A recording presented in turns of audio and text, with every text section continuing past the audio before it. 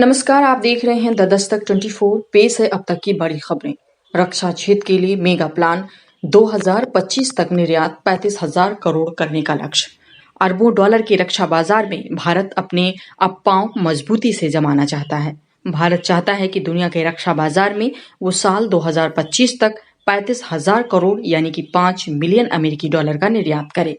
रक्षा उत्पाद निर्यात संवर्धन की इस साल की नीति में सरकार का ये महत्वाकांक्षी लक्ष्य सामने आया है।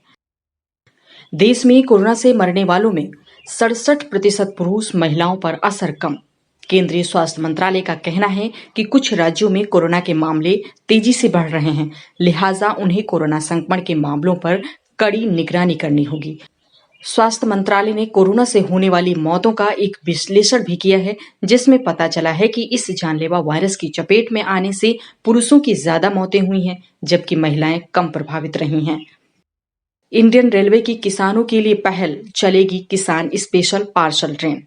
कोरोना महामारी की गंभीर स्थिति में मध्य रेल की किसान स्पेशल पार्सल ट्रेनें वरदान बनकर आई हैं।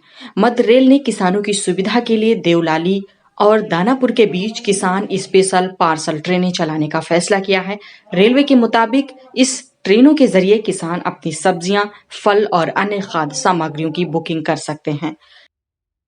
असम में बाढ़ और कोरोना का कहर, अब तक 219 लोगों की मौत। अभी भी असम के 17 जिले हैं बाढ़ प्रभावित। 4 लाख आबादी बाढ़ का दंश झेल रही है। राहत की बात है कि पिछले कुछ दिनों से नदियों का जलस्तर कम हो रहा है, लेकिन जोरहाट जिले में ब्रह्मपुत्र नदी अभी भी खतरे के निशान से ऊपर बह रही है।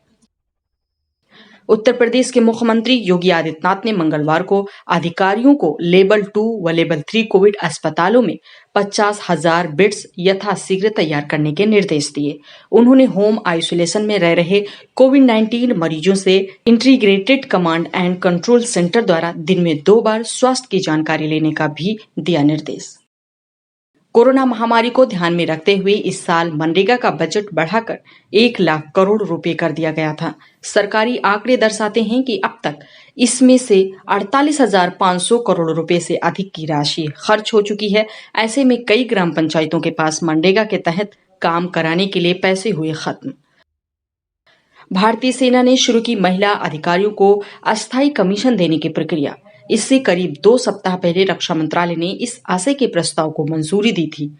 अधिकारियों ने बताया कि सेना मुख्यालय ने महिला विशेष प्रवेश योजना और लघु सेवा कमीशन के तहत भर्ती हुई महिला अधिकारियों से 31 अगस्त तक अस्थायी कमीशन के लिए आवेदन मांगे हैं। शिक्षा के क्षेत्र में अब तक का सबसे बड़ा अवरोध। कोरोना के चलते पूरे विश्व में 1 अरब 6 करोड़ छात्र हुए प्रभावित। महामारी के कारण 2 करोड़ 38 लाख बच्चे अगले साल स्कूल की पढ़ाई बीच में ही छोड़ सकते हैं, संयुक्त राष्ट्र ने किया खुलासा। आईटी पेशेवरों को झटका, ट्रंप ने H-1B वीजा धारकों को नौकरी देने से रोकने के आदेश पर हस्ताक्षर किए।